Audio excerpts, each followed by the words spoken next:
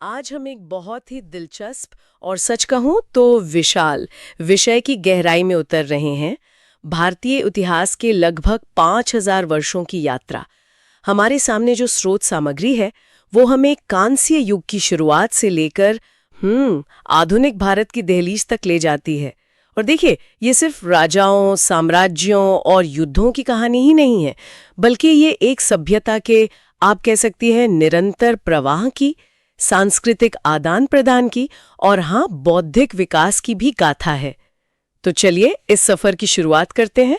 और मुझे लगता है इस यात्रा का पहला पड़ाव होना चाहिए सिंधु घाटी सभ्यता, एक ऐसा नगरीय चमत्कार जिसने आज से हजारों साल पहले एक विकसित जीवन शैली की नींव रखी थी। सिंधु घाटी सभ्यता, हाँ, जिसे हड़प्पा संस्कृति भी कहते हैं, ये वाकई कमाल की थी। इसका समय लगभग 3300 से 1300 ईसा पूर्व तक का माना जाता है।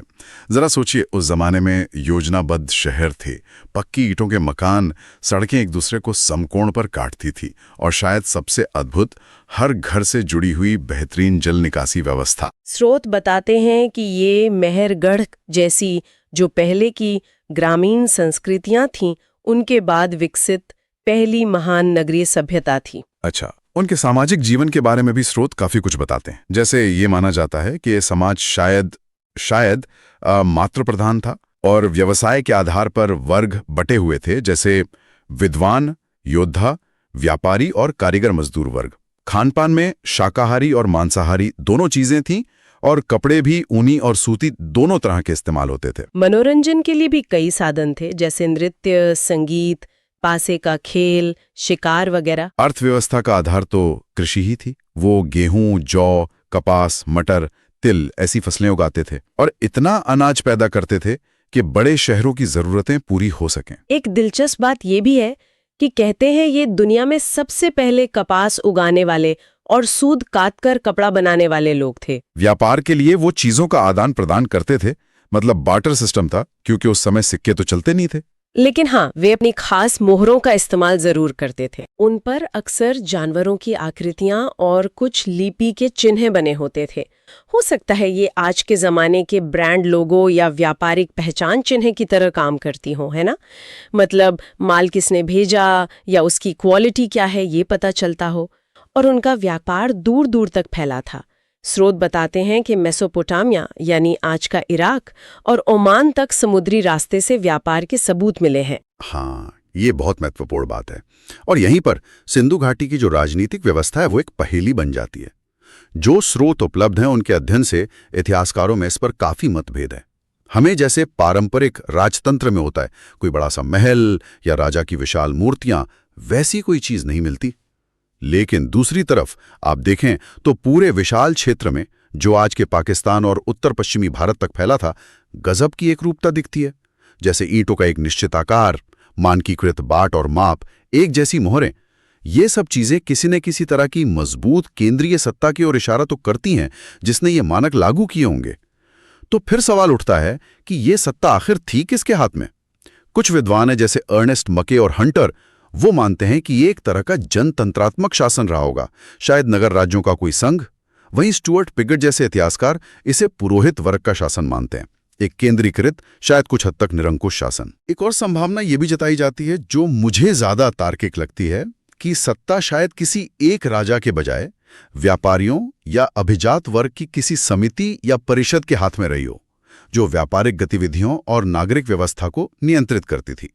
ये उस उन्नत नगरीय और व्यापारिक समाज के चरित्र से मेल भी खाता है और शायद इसी व्यवस्था ने इतने बड़े इलाके में वो एक रूपता और मानकीकरण संभव बनाया होगा। ये वाकई दिलचस्प पहेली है। अच्छा, सिंधु घाटी के पतन के बाद हम वैदिक काल में प्रवेश करते हैं। इसका समय मोटे तौर पर 1500 से 500 ईसा पूर्व के बीच का माना जाता है। ये वो युग है जब वेदों की रचना हुई, जो हिंदू धर्म के प्राचीनतम ग्रंथ माने जाते हैं। और इसे भी अध्ययन की सुविधा के लिए दो हिस्सों में बांटा जाता है। एक ऋग्वैदिक काल लगभग 1500 से 1000 ईसा पूर्व और दूसरा उत्तर वैदिक काल जो करीब 1000 से 700 ईसा पूर्व तक चला। स्रोत बताते हैं कि ऋग्वैदिक काल का समाज काफी हद तक कबीलाई और क्या कहते हैं अर्ध खानाबदोश जैसा था। अर्थव्यवस्था का मुख्य आधार पशुपालन था, खासकर गाय का बहुत महत्व था। उसे संपत्ति का पैमाना मानते थे। राजा का पद वंशानुगत तो था, पर कबीले की सभा यानी समिति उसे चुन भी सकती थी और जरूरत पड़ने पर हटा भी सकती थी। समाज पितृसत्तात्मक था, लेकिन महिलाओं की स्थिति काफी सम्मानजनक थी। हमें अपाला, घोषा, लोपामुद्रा, गार्गी जैसी विदुषी महिलाओं के नाम मिलते हैं। उन्हें शिक्षा का अधिकार था, अपना जीवन साथी चुनने का अधिकार था, और वे सभा और समिति जैसी राजनीतिक संस्थाओं में भी भाग ले सकती थीं। और एक खास बात ये कि वर्ण व्यवस्था कर्म पर आधारित थी, जन्म पर नहीं। मतलब कोई भी व्यक्ति अपनी योग्यता से अपना वर्ण बदल सकता था। छुआछूत या बाल विवाह जैसी कुरीतियां उस वक्त नहीं थीं। बिल्कुल। लेकिन उत्तर वैदिक काल में हमें बड़े सामाजिक और आर्थिक बदलाव दिखाई देते हैं। बहुत बड़ा बदलाव। अब अर्थव्यवस्था का मुख्य आधार पशुपालन नहीं रहा, बल्कि कृषि बन गया। लोहे के औजारों का इस्तेमाल शुरू हुआ, जिससे गंगा के मैदानों में जंगलों को साफ करके खेती का विस्तार करना आसान हो गया। और जब खेती बढ़ी, उत्पादन बढ़ा, तो कृषि अधिशेष यानी सरप्लस पैदा हुआ। जब ये सरप्लस बढ़ा तो जाहिर है जमीन का महत्व बढ़ गया और निजी संपत्ति की जो अवधारणा थी वो मजबूत होती गई। अब इसी संपत्ति पर नियंत्रण बनाए रखने और समाज में एक व्यवस्था कायम रखने के लिए सामाजिक संरचना ज्यादा जटिल और कह सकते हैं कठोर होती गई। यहीं से हम देखते हैं कि वर्ण व्यवस्था जन्म पर आधारित हो गई और ज्यादा पदानुक्रमित यानी हायरार्किकल बन गई। समाज साफ तौर पर 4 वर्णों में बढ़ गया: ब्राह्मण, क्षत्रिय, वैश्य और शूद्र। और इस बदलाव का सीधा असर महिलाओं की स्थिति पर भी पड़ा। धीरे धीरे उन्हें सार्वजनिक जीवन और सभाओं से दूर किया जाने लगा। शिक्षा के अवसर कम हो गए, संपत्ति पर उनके अधिकार सीमित हो गए। बाल विवाह जैसी प्रथाएं भी इसी दौर में धीरे धीरे शुरू हुई। तो ये एक बहुत महत्वपूर्ण बिंदु है कि कैसे आर्थिक परिवर्तन जैसे खेती का विकास और सरप्लस का पैदा होना उसने सामाजिक संरचना को, पारिवारिक संबंधों को और महिलाओं की स्थिति को कितनी गहराई से प्रभावित किया। हाँ, ये जुड़ाव साफ दिखता है। अच्छा, धार्मिक जीवन की बात करें तो ऋग्वैदिक आर्य मुख्य रूप से प्रकृति की शक्तियों की पूजा करते थे, जैसे इंद्र वर्षा और युद्ध के देवता, वरुण जल और नैतिक व्यवस्था के देवता, अग्नि आग के देवता और सूर्य। इन देवताओं का मानवीकरण किया गया था। बहुदेवतावाद तो था ही, लेकिन साथ साथ एक सर्वोच्च सत्ता की अवधारणा भी उभर रही थी, जिसे हिरण्यगर्भ या प्रजापति कहा गया। देवताओं को खुश करने के लिए स्तुति पाठ और यज्ञ किए जाते थे, जिनमें कभी कभी पशु बलि भी दी जाती थी। उत्तर वैदिक काल तक आते आते, जैसा आपने कहा, समाज जटिल हुआ, तो यज्ञ और कर्म कांड भी और ज्यादा जटिल और खर्चीले हो गए। इसी पृष्ठभूमि में लगभग 6ठी शताब्दी ईसा पूर्व में हमें एक बड़ी बौद्धिक और आध्यात्मिक उथल-पुथल देखने को मिलती है। बिल्कुल, और इसी वैचारिक मंथन के माहौल में 2 महान सुधारकों का उदय हुआ, गौतम बुद्ध और महावीर स्वामी, जिन्होंने क्रमशः बौद्ध धर्म और जैन धर्म की स्थापना की। ये दोनों ही धर्म उस समय की स्थापित वैदिक परंपरा के कर्मकांडों, पशु बलि और खासतौर पे जन्म आधारित वर्ण व्यवस्था के मुखर विरोधी थे। दोनों ने अहिंसा पर, सदाचार पर और कर्म तथा पुनर्जन्म के चक्र से मुक्ति यानी निर्वाण या मोक्ष पाने पर जोर दिया। और एक दिलचस्प बात यह है कि शुरुआती दौर में इन्हें वैश्य वर्ग का काफी समर्थन मिला। शायद इसका एक कारण ये हो सकता है कि व्यापार और वाणिज्य से वो समृद्ध तो हो रहे थे, लेकिन वर्ण व्यवस्था में उनका स्थान ब्राह्मणों और क्षत्रियों के बाद तीसरा था। तो इन नए धर्मों ने उन्हें एक वैकल्पिक, ज्यादा समानता वाला सामाजिक और आध्यात्मिक मार्ग दिखाया। और ये काल सिर्फ नए धर्मों के उदय का ही नहीं था, बल्कि दार्शनिक चिंतन के विकास का भी था। इसी दौर में हमें हिंदू या वैदिक परंपरा के भीतर 6 आस्तिक दर्शनों का व्यवस्थित रूप देखने को मिलता है, जिन्हें षड दर्शन कहते हैं: सांख्य, योग, न्याय, वैशेषिक, मीमांसा और वेदांत। इनके साथ ही चार्वाक जैसे भौतिकवादी यानी नास्तिक दर्शन और बौद्ध तथा जैन दर्शन भी विकसित हुए। इन सब ने मिलकर भारतीय चिंतन परंपरा को बहुत समृद्ध किया। तो एक तरफ ये दार्शनिक और धार्मिक हलचल चल रही थी, और दूसरी तरफ राजनीतिक परिदृश्य भी बदल रहा था। छोटे छोटे जनपद अब महाजनपदों में बदल रहे थे, और उनमें मगध सबसे शक्तिशाली बनकर उभर रहा था। इसी पृष्ठभूमि में जब सिकंदर का आक्रमण हुआ 326 ईसा पूर्व में, उसके बाद जो राजनीतिक अस्थिरता पैदा हुई, उसका फायदा उठाकर चंद्रगुप्त मौर्य ने अपने गुरु और मंत्री चाणक्य, जिन्हें कौटिल्य भी कहते हैं, उनकी मदद से 322 ईसा पूर्व में नंद वंश को उखाड़ फेंका और मौर्य साम्राज्य की स्थापना की। ये भारत का पहला विशाल केंद्रीकृत साम्राज्य था और सम्राट अशोक के समय में तो ये साम्राज्य अपने चरम पर पहुंच गया, लगभग पूरे उपमहाद्वीप में फैल गया। हाँ, और मौर्य प्रशासन की सबसे बड़ी खासियत थी उसका अत्यधिक केंद्रीकृत होना, सेंट्रलाइज्ड। सम्राट ही सर्वोच्च शक्ति था। प्रशासन, न्याय, सेना सब पर उसका सीधा नियंत्रण होता था। कौटिल्य का अर्थशास्त्र, जो शासन कला पर एक बहुत महत्वपूर्ण ग्रंथ है, उसमें कृषि, व्यापार, खानों, उद्योगों सब पर राज्य के कड़े नियंत्रण का जिक्र मिलता है। कृषि मुख्य व्यवसाय था और भू राजस्व, जो उपज का 1/6 हिस्सा या उससे ज्यादा भी हो सकता था, वो राज्य की आय का मुख्य स्रोत था। अब ये केंद्रीकरण साम्राज्य को जोड़ने और उसका विस्तार करने में तो मददगार साबित हुआ, लेकिन इसमें एक अंतर्निहित कमजोरी भी थी। जैसे ही अशोक के बाद कमजोर शासक आए, दूर दराज के प्रांतों पर केंद्रीय नियंत्रण ढीला पड़ गया और साम्राज्य टूटने लगा। ये दिखाता है कि बहुत ज्यादा केंद्रीकृत व्यवस्थाएं शक्तिशाली नेतृत्व पर कितनी निर्भर करती हैं। सही बात है। मौर्य साम्राज्य के पतन के बाद कई सदियों तक फिर से राजनीतिक बिखराव का दौर रहा। शुंग, कण्व, सातवाहन, कुषाण जैसे राजवंश अलग अलग हिस्सों पर राज करते रहे। फिर लगभग 320 ईस्वी में गुप्त वंश का उदय हुआ और चौथी 5वीं शताब्दी में इसने उत्तर भारत के एक बड़े हिस्से पर अपना दबदबा कायम कर लिया। गुप्त काल यानी लगभग 320 से 550 ईस्वी, इसे अक्सर भारतीय इतिहास का स्वर्ण युग कहा जाता है। और ऐसा क्यों कहा जाता है? क्योंकि इस काल में कला, साहित्य, विज्ञान, संस्कृति हर क्षेत्र में अभूतपूर्व विकास हुआ। स्रोत हमें बताते हैं कि देवगढ़ का दशावतार मंदिर, जो पंचायतन शैली का एक शुरुआती उदाहरण है, भूमरा का शिव मंदिर और अजंता, एलोरा, बाघ की गुफाएं, इनकी अद्भुत चित्रकला, ये सब इसी काल की देन है। संस्कृत साहित्य तो अपने शिखर पर था। महाकवि कालिदास ने अभिज्ञान शाकुंतलम, मेघदूतम, कुमार संभवम जैसी अमर रचनाएं इसी युग में लिखीं। और ये भी माना जाता है कि रामायण और महाभारत जैसे महाकाव्यों को भी उनका जो आज का स्वरूप है वो इसी काल में मिला। और विज्ञान और गणित, इस क्षेत्र में भी ये युग असाधारण था। महान खगोल शास्त्री और गणितज्ञ आर्यभट्ट, उन्होंने बताया कि पृथ्वी अपनी धुरी पर घूमती है, सूर्य और चंद्र ग्रहण के वैज्ञानिक कारण समझाए, दशमी प्रणाली और शून्य का प्रभावी प्रयोग किया और पाए यानी पाई का काफी सटीक मान 3.1416 निकाला। बाद में भास्कर द्वितीय जैसे गणितज्ञों ने कैलकुलस जैसी अवधारणाओं की नींव रखी। चिकित्सा के क्षेत्र में चरक और सुश्रुत द्वारा संकलित ग्रंथ आयुर्वेद के आधार स्तंभ बने। सुश्रुत को तो शल्य चिकित्सा यानी सर्जरी का जनक भी माना जाता है। बिल्कुल।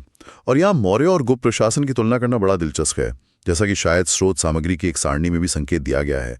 देखिए, जहां मौर्य शासन बहुत ज्यादा केंद्रीकृत था, नौकरशाही पर आधारित था, सैन्य प्रधान था, वहीं गुप्तकालीन शासन तुलनात्मक रूप से विकेंद्रीकृत था, डिसेंट्रलाइज्ड।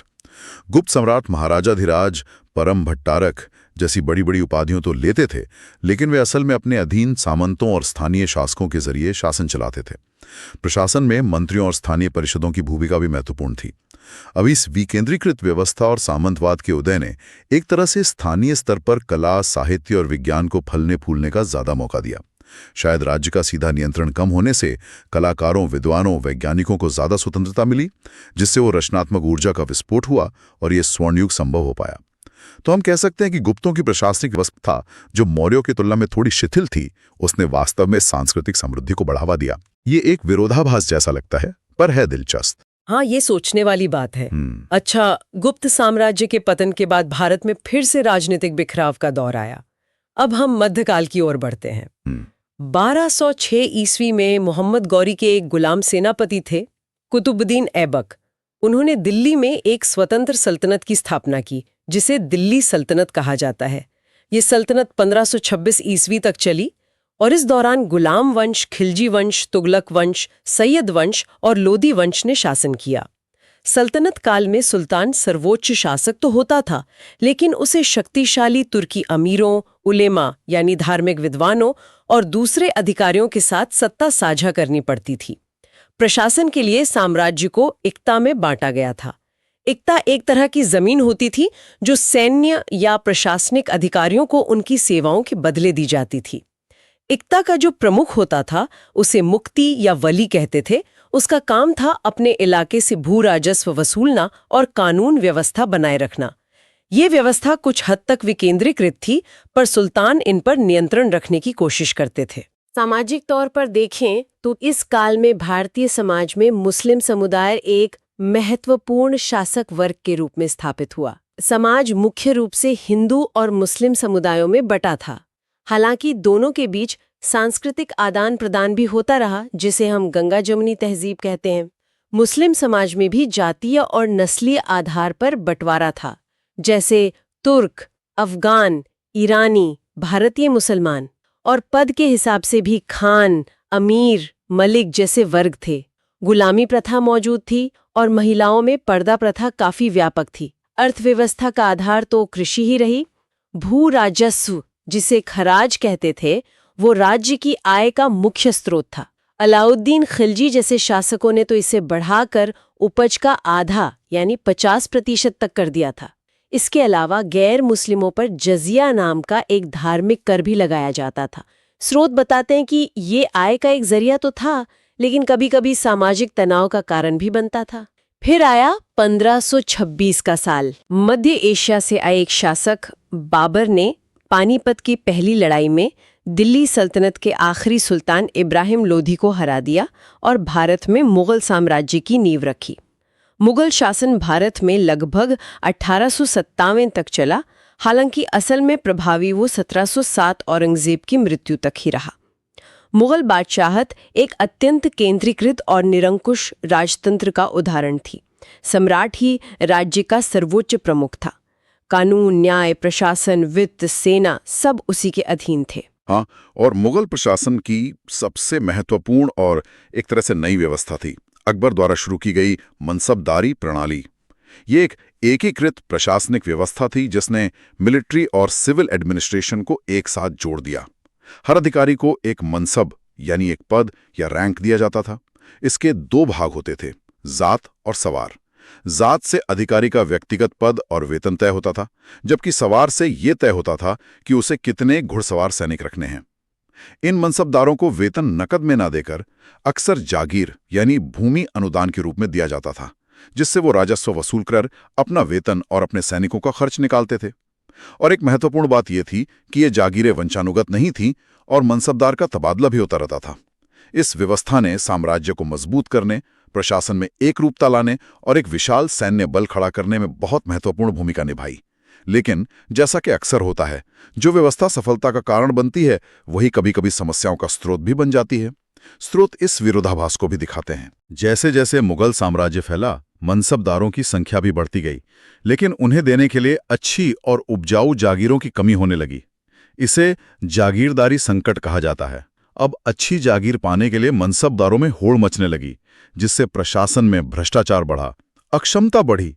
मनसबदार अपनी जागीरों से ज्यादा राजस्व निचोड़ने की कोशिश करने लगे, जिससे किसानों का शोषण बढ़ा।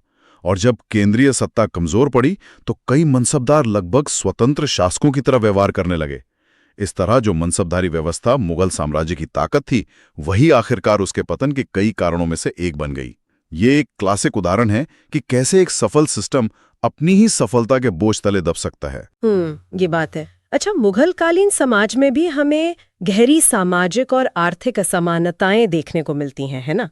शासक वर्ग जिसमें बादशाह, उनके परिवार, अमीर, ऊंचे मनसबदार शामिल थे, वो तो बहुत विलासिता का जीवन जीते थे।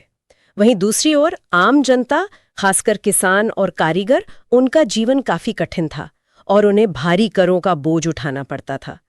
पर्दा प्रथा, बाल विवाह, बहु विवाह और कुछ इलाकों में सती प्रथा जैसी सामाजिक कुरीतियां इस काल में भी काफी फैली हुई थीं। अब कुछ ऐसे युद्धों की बात करते हैं जिन्होंने भारतीय इतिहास की दिशा ही बदल दी। हमने पानीपत की पहली लड़ाई 1526 की बात की, जिसने सल्तनत खत्म करके मुगल साम्राज्य शुरू किया। फिर पानीपत की दूसरी लड़ाई 1556 हुई, जिसमें अकबर ने हेमू को हराया और मुगल सत्ता को भारत में मजबूती से स्थापित किया। लेकिन 18वीं शताब्दी में हुए कुछ युद्ध, खासकर पानीपत की तीसरी लड़ाई, 1761 और प्लासी 1757 व बक्सर 1764 के युद्धों का असर बहुत दूरगामी हुआ। बिल्कुल। 1761 में पानीपत की तीसरी लड़ाई हुई, अहमद शाह अब्दाली जो एक अफगान शासक था और मराठों के बीच। इस युद्ध में मराठों की बहुत बुरी हार हुई, विनाशकारी हार। इस हार ने न सिर्फ उनके पूरे भारत पर एक साम्राज्य स्थापित करने के सपने को तोड़ दिया, बल्कि उत्तर भारत में एक तरह का शक्ति शून्य, एक पावर वैक्यूम पैदा कर दिया, क्योंकि मुगल बादशाह तो पहले से ही नाम मात्र के रह गए थे। और ठीक इसी दौर में भारत के पूर्वी भाग में यानी बंगाल में एक नई शक्ति उभर रही थी, ब्रिटिश ईस्ट इंडिया कंपनी। 1757 में प्लासी की लड़ाई हुई। रॉबर्ट क्लाइव ने कूटनीति और साफ कहें तो धोखे का सहारा लेकर बंगाल के नवाब सिराजुद्दौला को हरा दिया। ये जीत सैन्य रूप से उतनी बड़ी नहीं थी, लेकिन इसने बंगाल में कंपनी को राजनीतिक दखल देने का अधिकार दिला दिया। इसके सिर्फ 7 साल बाद 1764 में बक्सर का युद्ध हुआ। इस बार कंपनी का सामना एक मिलीजुली भारतीय सेना से था, जिसमें मुगल बादशाह शाह आलम द्वितीय, अवध के नवाब शुजाउद्दौला और बंगाल के हटाए गए नवाब मीर कासिम शामिल थे। इस युद्ध में कंपनी की निर्णायक जीत हुई। जैसा कि स्रोत सामग्री की सारणी 3 में भी बताया गया है, बक्सर की जीत ने अंग्रेजों को प्लासी से कहीं ज्यादा दिया। उन्हें बंगाल, बिहार और उड़ीसा में भू राजस्व वसूलने का अधिकार मिल गया, जिसे दीवानी कहते हैं। तो अगर हम इन घटनाओं को जोड़कर देखें, पानीपत ने उत्तर भारत में मराठा शक्ति को कमजोर कर दिया, जिससे किसी भारतीय शक्ति के लिए अंग्रेजों को चुनौती देना मुश्किल हो गया। और उधर बक्सर ने अंग्रेजों को बंगाल के विशाल संसाधनों पर नियंत्रण दे दिया। इस पैसे ने उन्हें अपनी सैन्य शक्ति बढ़ाने और भारत के दूसरे हिस्सों पर कब्जा करने का आर्थिक आधार दे दिया। इस तरह इन युद्धों ने मिलकर भारत में ब्रिटिश राज की स्थापना का रास्ता खोल दिया। और फिर 1857 का महान विद्रोह हुआ, जिसके बाद 1858 में ईस्ट इंडिया कंपनी का शासन खत्म कर दिया गया और भारत का शासन सीधे ब्रिटिश क्राउन यानी ब्रिटिश सरकार के हाथों में आ गया। ब्रिटिश राज 1858 से 1947 का भारत पर बहुत गहरा और कह सकते हैं मिला जुला असर पड़ा। आर्थिक रूप से देखें तो ब्रिटिश नीतियों का मकसद साफ था, भारत को ब्रिटेन के औद्योगिक हितों के लिए कच्चे माल का स्रोत बनाना और उनके तैयार माल का बाजार बनाना। उन्होंने भारतीय हस्तशिल्प और कुटीर उद्योगों को हतोत्साहित किया, जिससे उनका पतन हो गया। इसे औद्योगीकरण कहते हैं। लाखों कारीगर बेरोजगार हो गए और उन्हें मजबूरन गांव में लौटकर खेती पर निर्भर होना पड़ा, जिससे जमीन पर दबाव और बढ़ गया। कृषि का भी व्यावसायीकरण किया गया। किसानों को खाने की फसलों के बजाय नकदी फसलें जैसे नील, कपास, अफीम उगाने पर मजबूर किया गया, जो ब्रिटिश उद्योगों के लिए जरूरी थी। इन सब नीतियों का नतीजा ये हुआ कि भारत में गरीबी बढ़ी, भुखमरी बढ़ी और अकाल आम हो गए। बिल्कुल। और सामाजिक सांस्कृतिक क्षेत्र में भी बड़े बदलाव आए। अंग्रेजों ने पश्चिमी शिक्षा प्रणाली लागू की। उनका मकसद तो प्रशासन के लिए क्लर्क तैयार करना था, लेकिन इस शिक्षा ने भारतीयों को पश्चिमी विचारों जैसे राष्ट्रवाद, लोकतंत्र, स्वतंत्रता, इनसे भी परिचित कराया। उन्होंने रेलवे, डाकतार जैसी आधुनिक संचार व्यवस्था स्थापित की। इसने अनजाने में ही सही भारत को भौगोलिक रूप से जोड़ने और राष्ट्रवादी विचारों को फैलाने में मदद की। कुछ सामाजिक सुधार कानून भी बने, जैसे सती प्रथा का उन्मूलन 1829, विधवा पुनर्विवाह को कानूनी मान्यता 1856 और दास्ता का खात्मा।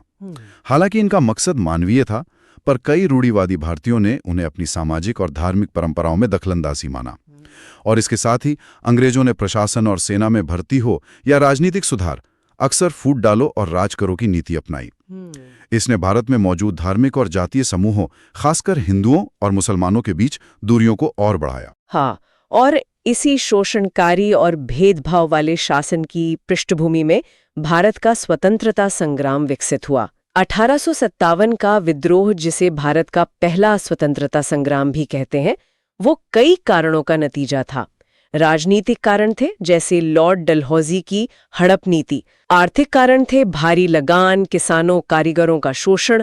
सामाजिक धार्मिक कारण थे, ईसाई मिशनरियों की गतिविधियां, सामाजिक सुधारों से नाराजगी, और तात्कालिक सैन्य कारण बना चर्बी वाले कारतूसों का मुद्दा। हालांकि ये विद्रोह असफल रहा, लेकिन इसने ब्रिटिश शासन की नींव हिला दी और भारतीय लोगों में राष्ट्रीय चेतना की एक जबरदस्त लहर पैदा की। विद्रोह के बाद स्वतंत्रता संग्राम ने एक नया संगठित रूप लेना शुरू किया। 1885 में भारतीय राष्ट्रीय कांग्रेस की स्थापना हुई, शुरुआत में ये एक नरमपंथी संगठन था, लेकिन धीरे धीरे ये भारतीय राष्ट्रवाद का मुख्य मंच बन गया। फिर 20वीं सदी की शुरुआत में 1905 में बंगाल विभाजन के विरोध में स्वदेशी आंदोलन हुआ, जिसने बड़े पैमाने पर जनता को जोड़ा और बहिष्कार और स्वदेशी अपनाने का नारा दिया। 1916 में एनी बेसेंट और बाल गंगाधर तिलक ने होम रूल आंदोलन चलाया, जिसका लक्ष्य था ब्रिटिश साम्राज्य के भीतर स्वशासन पाना। और फिर भारतीय राजनीति में महात्मा गांधी का आगमन हुआ, जिन्होंने स्वतंत्रता संग्राम को एक जन आंदोलन में बदल दिया। उनके नेतृत्व में 3 बड़े आंदोलन हुए। 1920-22 का असहयोग आंदोलन, जो रॉलेट एक्ट और जलियांवाला बाग हत्याकांड के विरोध में शुरू हुआ था। फिर 1930-34 का सविनय अवज्ञा आंदोलन, जो नमक सत्याग्रह से शुरू हुआ, और 1942 का भारत छोड़ो आंदोलन, जिसमें करो या मरो का नारा दिया गया। इन आंदोलनों के साथ साथ क्रांतिकारी राष्ट्रवाद और दूसरी धाराओं ने भी स्वतंत्रता संग्राम में अपना योगदान दिया। इन सभी के मिले जुले दबाव के कारण ही आखिरकार 15 अगस्त 1947 को भारत को आज़ादी मिली। तो भारतीय इतिहास के इस 5000 साल की लंबी और उतार चढ़ाव भरी यात्रा से हम क्या सीखते हैं? इसकी सबसे बड़ी विरासत क्या है? शायद इसकी अद्भुत निरंतरता और अनुकूलनशीलता, मतलब अडेप्टेबिलिटी। स्रोत इस बात पर लगातार जोर देते हैं कि भारत ने समय समय पर बाहरी प्रभावों, चाहे वो आर्य हों, यूनानी, शक, कुषाण, हूण, तुर्क, मुगल या यूरोपियन, उन्हें ना सिर्फ सहा बल्कि उन्हें आत्मसात किया, अपने अंदर समा लिया और एक अनूठी मिलीजुली यानी कॉम्पोजिट संस्कृति बनाई। हमारा प्राचीन ज्ञान, जैसे गणित में शून्य और दशमलव प्रणाली, होल विज्ञान की उपलब्धियां, आयुर्वेद जैसी चिकित्सा पद्धति, ये आज भी दुनिया के लिए प्रासंगिक हैं। बिल्कुल। भारतीय दर्शन की अलग अलग धाराएं, जैसे षड दर्शन, और भारत में जन्मे धर्म जैसे बौद्ध और जैन धर्म, ये आज भी दुनिया भर में करोड़ों लोगों के जीवन और विचारों को दिशा दे रहे हैं। और कला और स्थापत्य की विरासत तो खैर सिंधु घाटी के शहरों से लेकर मौर्य स्तंभों, गुप्तकालीन मंदिरों, सल्तनत और मुगल काल की भव्य मस्जिदों, मकबरों, किलों तक फैली हुई है। ये हमारी समृद्ध सांस्कृतिक यात्रा की गवाही देती है। बिल्कुल। और भारतीय संस्कृति की एक खास बात, जैसा कि स्रोत भी इशारा करते हैं, ये रही है कि यहाँ सत्य को अनेकांत माना गया है। मतलब सत्य के कई पहलू हो सकते हैं और उस तक पहुंचने के कई रास्ते हो सकते हैं। यही विचार वसुधैव कुटुंबकम, यानी ये पूरी पृथ्वी एक परिवार है, और धार्मिक सहिष्णुता की भावना का आधार रहा है। इसने अलग अलग मतों और विश्वासों को साथ रहने की जगह दी है। हालांकि ये भी एक सच्चाई है कि भारतीय समाज की कुछ संरचनात्मक समस्याएं, जैसे जाति व्यवस्था, जिसकी जड़ें उत्तर वैदिक काल तक जाती हैं और जो समय के साथ और कठोर होती गई, वो आज भी एक बड़ी सामाजिक चुनौती बनी हुई है। और समानता के आदर्श के लिए संघर्ष आज भी जारी है। ब्रिटिश शासन ने भारत में आधुनिकता के कई तत्व लाए। रेलवे, टेलीग्राफ, पश्चिमी शिक्षा, आधुनिक कानून व्यवस्था, प्रशासनिक ढांचा, इन बदलावों ने भारतीय समाज को गहराई से बदला। लेकिन महत्वपूर्ण बात यह है कि भारतीय समाज और संस्कृति ने इन आधुनिक चीजों को अपनी परिस्थितियों के हिसाब से अपनाया और अपनी मौलिक पहचान को बनाए रखते हुए खुद को, क्या कहते हैं, पुनर्परिभाषित किया। यही अनुकूलनशीलता यानी अडैप्टेबिलिटी और संश्लेषण यानी सिंथेसिस की क्षमता भारतीय इतिहास की एक लगातार चलने वाली धारा रही है। और ये हमें सिखाता है कि इतिहास सिर्फ अतीत की घटनाओं का ब्यौरा नहीं है, बल्कि ये हमारी आज की पहचान को समझने और भविष्य का रास्ता तय करने के लिए एक जरूरी कुंजी है। हमने इस पूरी चर्चा में देखा कि कैसे राजनीतिक, सामाजिक और आर्थिक व्यवस्थाएं हमेशा एक दूसरे से जुड़ी रहीं और कैसे किसी युग की सफलता के बीज में ही, जैसे मौर्यों के केंद्रीकरण में या मुगलों की मनसबदारी में, भविष्य की चुनौतियों के कारण भी छिपे हो सकते थे। तो ये थी भारतीय इतिहास के लगभग 5000 वर्षों की एक संक्षिप्त लेकिन उम्मीद है गहरी पड़ताल। एक अत्यंत जटिल, विविध और बहुस्तरीय यात्रा। ये सिर्फ तारीखों और शासकों का लेखा जोखा नहीं, बल्कि लगातार विकसित होती एक सभ्यता की कहानी है, जहां हर काल की व्यवस्थाएं, उनकी सफलताएं और विफलताएं एक दूसरे से जुड़ी हुई थीं और उन्होंने आने वाले समय को गहराई से प्रभावित किया। हाँ, और जैसा कि हमने देखा, स्रोत सामग्री इस बात पर बार बार जोर देती है कि भारतीय इतिहास की मुख्य धुरी संश्लेषण और अनुकूलन की रही है। बाहरी प्रभावों को आत्मसात करते हुए अपनी मौलिक पहचान को बनाए रखने और उसे समय के साथ विकसित करने की अद्भुत क्षमता। तो इस लंबे और समृद्ध ऐतिहासिक अनुभव को देखते हुए आज के संदर्भ में एक सोचने वाला सवाल ये उठता है कि 21वीं सदी में जब भारत नई वैश्विक सच्चाइयों और आंतरिक सामाजिक आर्थिक बदलावों का सामना कर रहा है, तब भारतीय पहचान को आकार देने वाला अगला प्रमुख संश्लेषण या अनुकूलन क्या हो सकता है? ये एक ऐसा प्रश्न है जिस पर हम सभी को विचार करना चाहिए। इस गहन विश्लेषण में हमारे साथ जुड़ने के लिए धन्यवाद। उम्मीद है यह चर्चा ज्ञानवर्धक और विचारोत्तेजक रही होगी।